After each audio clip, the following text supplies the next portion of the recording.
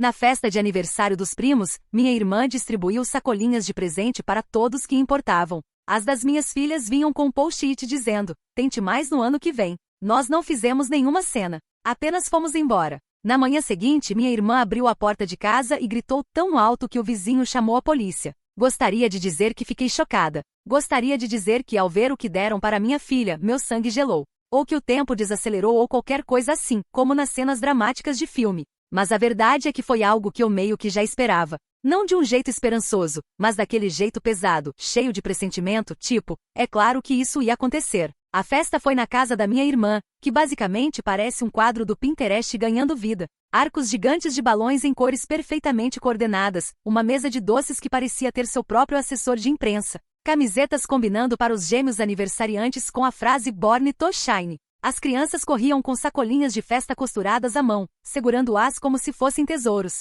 Minha filha segurava a dela. Ela tem 7 anos. Usava a tiara com brilho que escolheu sozinha naquela manhã, a que ela disse que a fazia se sentir como uma galáxia. Estava nervosa antes de chegarmos, sempre fica com multidões grandes, mas ela praticou dizer feliz aniversário 2 vezes no carro. Até fez 2 cartões, um para cada primo, desenhou estrelinhas e assinou com carinho. Eu já estava orgulhosa dela só por ter vindo. Meu marido e eu ficamos perto da mesa de comida, trocando conversinhas educadas com pessoas que mal conhecíamos. Tentei ignorar como minha irmã quase não falou comigo, como minha mãe me deu aquele sorriso tenso que dizia não crie caso, como meu pai acenou uma vez e voltou a cortar o presunto como se fosse uma cirurgia. Então começaram a entregar as sacolinhas. Cada uma vinha com o nome da criança em letras brilhantes, bichinhos de pelúcia, varinhas de bolhas de sabão, garrafinhas personalizadas e um chaveirinho com a inicial do nome. Uma a uma, as crianças abriam as sacolas radiantes como se fosse manhã de Natal. Daí entregaram uma para minha filha. Uma sacolinha de papel branca sem brilho, sem nome. Só um post-it mal colado na frente, com a letra da minha irmã, dizendo: tente mais no ano que vem. Minha filha ficou olhando como se estivesse lendo errado, esperando que houvesse algo lá dentro que explicasse a piada. Ela colocou a mão dentro. Tirou um giz de cera quebrado, uma borracha usada, um drop de menta embrulhado que parecia ter rolado na bolsa de alguém. E só. Vi sua garganta se apertar. Ela me olhou. Senti seus dedinhos procurando os meus, como se preparasse para algo, talvez achando que tinha feito alguma coisa errada. E foi aí que veio a risada dos adultos. Minha irmã riu primeiro, aquela risada estridente que ela faz quando quer mostrar que está no comando da piada. Ela anda se comportando mal ultimamente, disse, abanando a mão como se fosse algo bonitinho. Interrompendo, respondendo, chorando por bobagens. Isso aqui é só para dar um sustinho. Minha mãe deu uma risadinha. Sinceramente, é bom para ela. Você mima demais essa menina. Meu pai soltou uma meia risada, como se achasse tudo meio constrangedor, mas inofensivo. As outras crianças riram também, sem saber por que criança é assim, segue o clima. Minha filha abriu um sorriso tenso e trêmulo, aquele que elas dão quando tentam não chorar. Meu marido me olhou, não em choque, mas com algo mais calmo, firme. Ele se abaixou ao lado dela, pegou a sacola com delicadeza e disse: você não precisa disso. Vamos pegar um bolo de verdade. A gente se levantou. Não falei nada. Nem ele. Seguramos a mão dela e saímos daquela casa como se estivéssemos fugindo de um incêndio. Ninguém nos impediu. Ninguém chamou. Nem minha irmã. Em casa, minha filha sentou no sofá, olhando as estrelinhas que tinha desenhado nos cartões, como se esperasse que elas se rearranjassem no motivo que fizesse sentido. Ela perguntou: foi porque eu não disse obrigado rápido o suficiente? Eu disse: não, meu amor. Foi porque algumas pessoas se esquecem de como ser gentis. Ela sentiu. Pressionou os cartões contra o peito como se pudessem proteger seu coração. Dormiu ali mesmo, enrolada no cobertor macio que o pai deu no último Natal, aquele que diz: você está segura, você é forte, você é amada. Fiquei na cozinha enquanto meu marido preparava chá. Quase não conversamos. Não precisava. Aquilo não era novo, só era definitivo. Depois de um tempo, ele disse: eu cancelei os pagamentos, o aluguel, o cartão de supermercado, a conta de luz, tudo. Eu assenti. Abri a gaveta onde guardamos o que importa e tirei a pasta na qual eu vinha colocando coisas há anos, sem alarde. Mensagens de texto, fotos, uma cópia de e-mail em que minha irmã pedia para eu cuidar dos filhos dela por uma semana, porque ela precisava de uma viagem de descanso sozinha. Os comprovantes do Vemo, incluindo um em que paguei o imposto da casa dos meus pais, e eles disseram: vamos te pagar depois do cruzeiro. A pasta estava cheia. Acrescentei mais uma coisa: o post-it. Tente mais no ano que vem. Coloquei dentro de um plástico transparente bem na frente. Meu marido me observou sem dizer nada. Quando olhei para ele, ele assentiu, não como quem dá permissão, mas como quem diz finalmente: amanhã cedo, deixarei algo lá discretamente. Sem mensagem, sem confronto, só a verdade. Eles quiseram ensinar uma lição à minha filha? Tudo bem. Eles que se preparem para aprender a deles também. Não começou com a minha filha. É isso que mais dói. Nunca deveria ter chegado a ela. Ela deveria estar protegida, cercada de amor por toda a família, não só pela que nasceu. Mas na verdade começou muito antes comigo. Crescer na minha casa significava aprender a encenar, a se moldar na versão de filho que recebia menos crítica naquele dia. Era ler o ambiente antes mesmo de aprender a ler um livro. Silêncio era mais seguro que honestidade, e fingir felicidade era mais fácil do que explicar porque você não estava feliz. Emma sempre foi a favorita. Nunca foi dito abertamente, mas não precisava. Estava no tom de voz dos meus pais quando falavam com ela, no jeito que se iluminavam quando ela contava algo, mesmo que fosse banal, no modo como meus feitos eram reconhecidos com um "ah, que bom", enquanto as coisinhas mínimas da Emma eram celebradas com bolo e 50 mensagens no grupo da família. Lembro que na terceira série voltei para casa segurando um certificado de frequência perfeita. Tinha ido à escola com gripe, dor de estômago. Só para conseguir aquele papel entreguei à minha mãe toda orgulhosa, e ela mal olhou antes de dizer: Emma ganhou estudante do mês. Isso sim é importante, né? Quando tirei um B+ em matemática, disciplina que eu vinha sofrendo há meses, meu pai falou: tua irmã nunca tirou menos que A. Quando consegui o papel principal na peça da escola, eles não foram assistir. A Emma tinha um treino de vôlei, nem era campeonato, mas era importante para ela, disseram que iriam na próxima peça. Nunca foram. Aniversários eram os piores. Minhas festas eram sempre conjuntas com as da Emma. Mesmo nossas datas de nascimento sendo quase 2 meses diferentes, meu nome ficava como coadjuvante no bolo. 1 ano, deram um único presente para nós duas dividirem. Era um par de patins do tamanho da Emma. Eu sempre era de mais ou de menos. Muito quieta, muito dramática, muito tímida, muito opinativa. Eu chorava demais. Fazia perguntas demais. Me defendia. Fazia bico. Não sorria o bastante. Ou não sorria do jeito certo. Não havia marcas de agressão, não havia gritos, só um zumbido constante de que eu nunca era o suficiente e depois me diziam que eu estava sensível por perceber isso. Aos 15 cheguei em casa chorando porque um professor me acusou injustamente de colar na prova. Fiquei arrasada. A resposta da minha mãe foi: bom, você fica muito na sua, talvez pareça suspeita. Tente sorrir mais e agir de modo normal. Aos 17, tive coragem de dizer aos meus pais que achava que podia estar deprimida. Minha mãe revirou os olhos e disse: isso é moda agora, né? Todo mundo acha que tá deprimido. Você tá entediada. Arranja um hobby. Emma disse que eu era dramática, então pegou meu carregador de celular e nunca devolveu. Quando fui pra faculdade, eu já tava dormente. Não esperava que fossem me ajudar na mudança, e eles não decepcionaram. Me mandaram um cartão com 1 semana de atraso, $25 e um post-it dizendo: não gasta tudo à toa. Eu não gastei. Terminei a faculdade, fiz terapia, aprendi a dar nomes às coisas, negligência emocional, bode expiatório, controle passivo-agressivo. Aprendi a desaprender tudo isso. Quando conheci meu marido, eu ainda tinha medo de ser demais. Eu pedia desculpas por chorar vendo um filme. Ele só me dava um lenço e dizia: essa cena pegou fundo, né? Como se fosse a coisa mais normal do mundo. Foi a primeira pessoa que perguntou o que eu queria de presente de aniversário e acertou. Não porque adivinhou, mas porque me escutou quando falei da minha família. Contei meio por cima como se fosse algo exótico. Ele não insistiu, mas na primeira vez que conheceu meus pais, apertou minha mão debaixo da mesa. Depois do jantar, disse: você não estava exagerando. Eu os deixei entrar de volta na minha vida. Quando tivemos nossa filha, eu queria que ela tivesse uma família grande, primos, feriados, avós que a mimassem. Queria que ela tivesse o que eu não tive. A coisa começou devagar. Minha irmã comentando as roupas da minha filha. Ela se veste meio esquisito, né? Minha mãe insistindo para que minha filha abraçasse todo mundo, mesmo sem querer. Não seja mal educada, querida. Dá um abraço no tio Bill. Meu pai fazendo piada de que ela era mole quando chorava por causa de barulhos altos. É melhor ficar durona se quiser aguentar essa família. Tentei explicar. Disse que ela tinha desafios de processamento sensorial, que precisava de apoio, não vergonha, que ela estava fazendo o melhor que podia. Eles reviraram os olhos. Você tá exagerando. Ela tá bem. Emma me chamou de mãe Snowplow. Disse que eu estava criando uma futura capacho. Quando coloquei limites, virei o problema. A difícil. A dramática. Toda vez que eu defendia minha filha, vinham as mesmas táticas de sempre. Minimização, zombaria, silêncio frio. Às vezes até me ridicularizavam pelas costas, o que era pior. Ela só quer se sentir importante. Minha mãe sussurrou uma vez pra Emma, sem saber que eu estava ouvindo. Deixa ela. Isso. Como se defender minha filha fosse uma birra passageira. E eu deixei pra lá. Muitas vezes. Porque esperava que melhorasse, que eles se tocassem, que dessa vez realmente enxergassem a minha filha. Eles não enxergavam. Só viam a si mesmos, a necessidade de se sentirem superiores, de manter a hierarquia em que ficavam confortáveis. Minha filha era só a próxima na fila, recebendo o mesmo tratamento que me deram.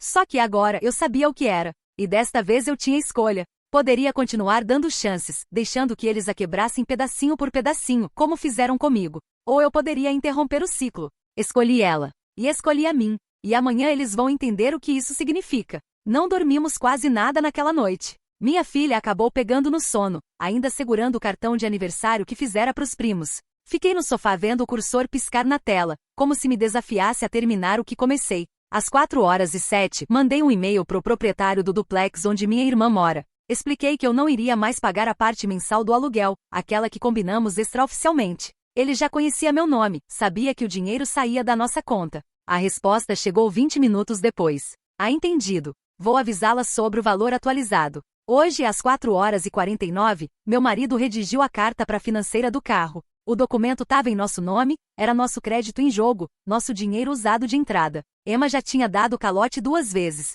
Nós ajudamos. Agora não. Agora paramos de ajudar. Às 6h02, imprimimos mensagens, e-mails, capturas de tela de conversas em grupo, onde chamavam minha filha de difícil, onde a Emma escreveu: ela vai ser igual à mãe, sensível demais e exaustiva. Tinha até um áudio de Natal de 2 anos atrás, quando minha mãe, sem saber que meu marido estava gravando o momento em família, sussurrou para Emma: não gasta nada muito bom com ela. Ela nunca valoriza mesmo. Falavam de mim.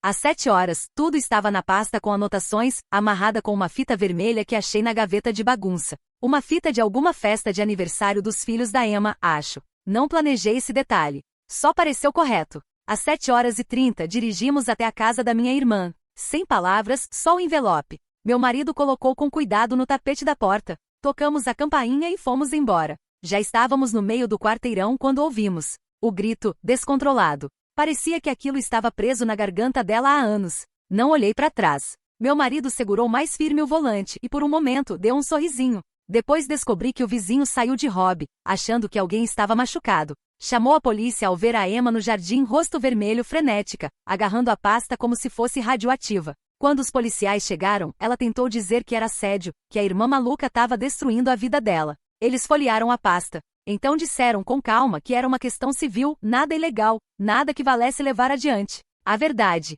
Antes do meio-dia, meu celular bombardeou. 38 mensagens da minha irmã. As primeiras em letras maiúsculas. O que diabos deu em você? Acha isso engraçado? Aí veio a culpa. Somos família. Você não pode fazer isso com a gente. Depois, as súplicas. E por favor, você não pode parar de pagar por causa de uma brincadeira. Então, as ameaças. Se você não voltar atrás, vai se arrepender. Minha mãe ligou 4 vezes. Deixou recado na terceira. Você foi longe demais. Essa família sempre teve problemas, mas você acabou de incendiar tudo. O que quer de nós? Parecia mais raiva que arrependimento. Não respondi. Em vez disso, mandei a versão digital da pasta para os parentes mais distantes, tios, tias, primos. Sem comentários, só um assunto, caso algum dia se perguntem por que paramos de aparecer. Em poucas horas, recebi 20 respostas. Metade era alguma variação de eu não fazia ideia. Uma prima mandou só uma linha, boa pra você. A reação de verdade começou 2 semanas depois. O proprietário fez o que disse.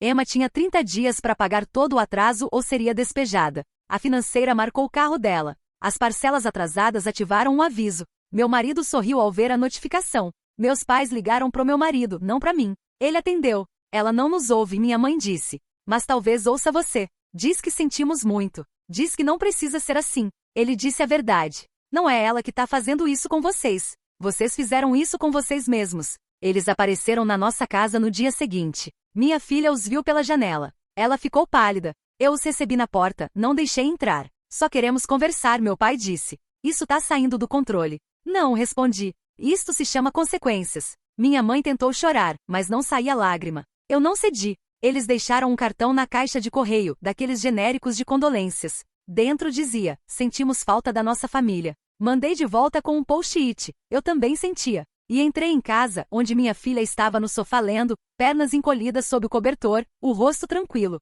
Ela me olhou e perguntou: eles estavam bravos? Balancei a cabeça. Eles estavam gritando. Não é a mesma coisa. Ela sentiu. Naquela noite, meu marido nos levou para tomar sorvete. Não foi uma comemoração. Só respiramos. Mas nesse respirar tinha algo novo. Paz. E era alto pra caramba. Por uma semana, houve silêncio. Ou melhor, uma raiva silenciosa ali debaixo dos panos. Minha irmã surtou, claro. Mas depois do grito inicial, das mensagens raivosas e das tentativas fracassadas de culpa, a coisa ficou quieta. Por um momento achei que era isso, que finalmente tinham entendido. Não entenderam. 10 dias depois de deixarmos o envelope na porta, minha filha chegou da escola com um bilhete na mochila, da Emma. Era num papel de carta em tom pastel com coraçõezinhos na borda, tipo algo para criança. Lá dentro, o recado era curto. Se você se sentir triste ou confusa, lembre-se que a titia Emma te ama. Você pode me ligar quando quiser, mesmo que sua mãe diga não. Minha filha me olhou confusa. Eu fiz algo errado? Senti a fúria subir pela minha garganta antes de conseguir segurar.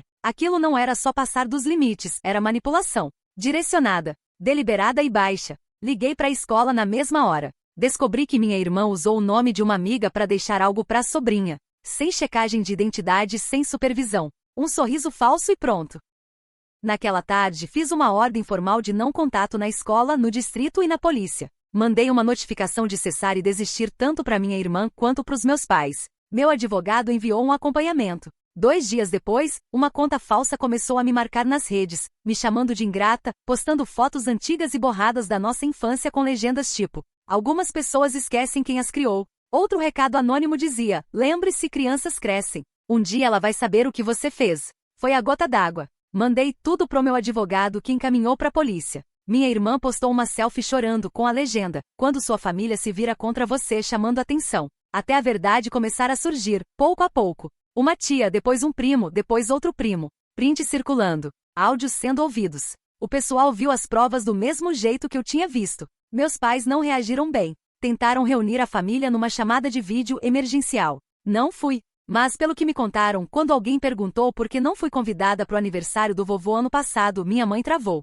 Outro perguntou por que Emma andava tirando dinheiro do fundo de emergência da família, sendo que é a única com salário estável. Outro perguntou sobre a festa de aniversário, se era verdade o que estava rolando. Era. No fim da ligação, 4 pessoas saíram discretamente antes de terminar. Meus pais pararam de postar fotos de eventos da família. Minha irmã apagou a conta. Então chegou a carta, um texto desesperado e confuso da minha mãe, escrito com caneta azul em papel com o monograma dela. Família é complicada. Cometemos erros. Mas no fim das contas, somos tudo o que temos. Não puna todo mundo para sempre por um mal-entendido. Sua filha vai se arrepender dessa distância. Você também. Não respondi. Em vez disso, emoldurei a carta e pendurei ao lado do post-it que começou tudo. Tente mais no ano que vem. Depois ajudei minha filha a colocar pisca-piscas em volta da cama nova. Ela escolheu as luzinhas suaves que mudam de cor lentamente, como se estivessem respirando. A respiração dela também mudou. Tá mais leve agora, suave. Não fica presa como antes. Fez novas amigas, 2 meninas da aula de artes, doces, curiosas, gentis, que não riram quando ela precisou tapar os ouvidos ou fazer pausas.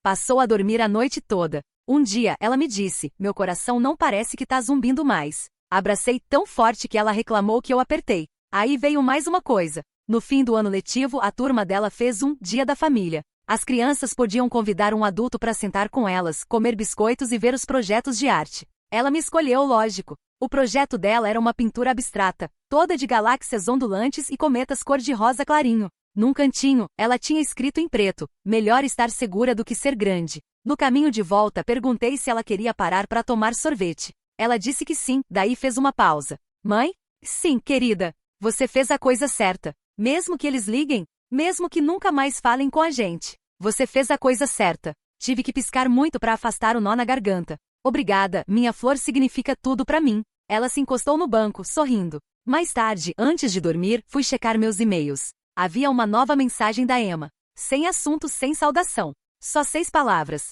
Está feliz agora? Você venceu. Não respondi. Não precisava. Porque ela estava errada. Eu não venci. Eu fui embora. E pela primeira vez na vida não olhei para trás. Talvez eu tenha ido longe demais. Talvez não tenha ido longe o suficiente. Às vezes me pergunto se deveria ter dito algo na festa, ou se sair em silêncio foi meu grito mais alto. Me pergunto o que minha filha vai lembrar daqui a alguns anos, e quantas coisas ela não vai precisar desaprender, porque eu parei tudo a tempo. Mas agora quero saber, se fosse o seu filho, você teria feito o mesmo? Teria ido embora? Teria enfrentado mais? Teria deixado pra lá?